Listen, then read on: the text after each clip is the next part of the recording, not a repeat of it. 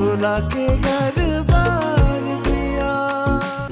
अगर ये मेरा नहीं हुआ ना तो किसी का भी नहीं हो सकता। तुम जो कोई भी हो, इस भूल में मत रहना। तुम्हें तमीज नहीं है कि सोए हुए बंदे को कैसे जगाया जाता है ना कि मैं तुम्हें इस बंदे की होने दूंगी। उनकी फैमिली की दावत है, हम क्यों जाएंगे?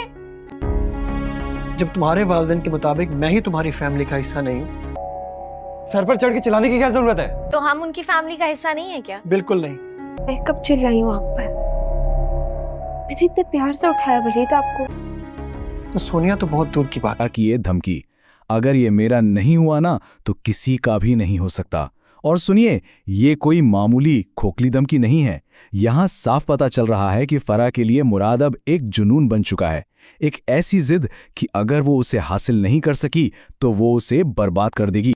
तो सबसे पहले बात करते हैं फराह के इसी बढ़ते हुए जुनून की, जो अब निजी धमकियों से निकलकर पब्लिक में बेइज्जती करने तक पहुंच गया है। अब फराह जो है ना वो पूरी तरह से मुराद के पीछे पड़ गई है और उसके तरीके वो अब और भी ज्यादा कह सकते हैं कि एग्रेसिव होते जा रहे हैं। पहले भी हमने देखा है कि उसने मुराद को काबू करने की कोशिश की, लेकिन वो कामयाब नहीं हुई। तो अब लगता है कि वो नाकामी उसे हजम नहीं हो रही और इस बार वो हर हद पार करने को तैयार है। और देखिए, ये जो कुछ भी हो रहा है ये कोई अचानक गुस्से का नतीजा नहीं है। ये एक सोची समझी चाल है। मकसद सिर्फ मुराद को जलील करना नहीं है, बल्कि उसकी प्रोफेशनल लाइफ को भी तबाह करना है। प्रोमो में हमें ये सीन दिखाया जाता है जो बहुत ही इंटेंस है। फराह सीधा मुराद के ऑफिस पहुंच जाती है। वहां वो उसे एक फीमेल कॉलीग से बात करते हुए देखती है और बस वहीं सबके सामने उसे जलील करना शुरू कर देती है। साफ साफ कह देती है कि वो उसे किसी और से शादी नहीं करने देगी। तो ये सिर्फ जेलसी नहीं है, ये मुराद की इज्जत पर, उसके करियर पर सीधा हमला है। और एक बात यहां बिल्कुल साफ कर देनी चाहिए, मुराद का उस कॉलीग के साथ कोई रोमांटिक कनेक्शन नहीं है, कुछ भी नहीं। तो फराह का ये पूरा ड्रामा, ये पूरा गुस्सा, ये सब उसके अपने दिमाग की उपज है, एक वहम है। और यही चीज उसे और भी ज्यादा अनप्रिडिक्टेबल और खतरनाक बना देती है। घर के अंदर वलीद दानिया पर अपना जुल्म जारी रखे हुए है। प्रोमो में एक कॉन्ट्रास्ट कितना जबरदस्त दिखाया गया है ना?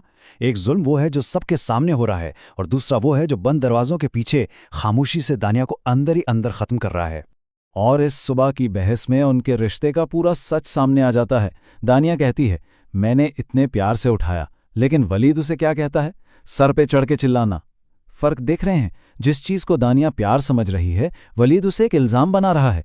ये बस गलतफहमी नहीं है, ये दानिया को नीचा दिखाने का, उसकी हर कोशिश को बेकार साबित करने का एक तरीका। जब वलीद ये कहता है ना, तुम्हें तमीज नहीं है कि सोए हुए बंदे को कैसे जगाया जाता है, तो ये सिर्फ एक सवाल नहीं होता, ये दानिया की सेल्फ रिस्पेक्ट पर एक चोट है। असल मसला जागने या जगाने का है ही नहीं, मसला है उसे बार बार ये एहसास दिलाना कि वो किसी काबिल नहीं है, कि उसमें कोई अक्ल नहीं है।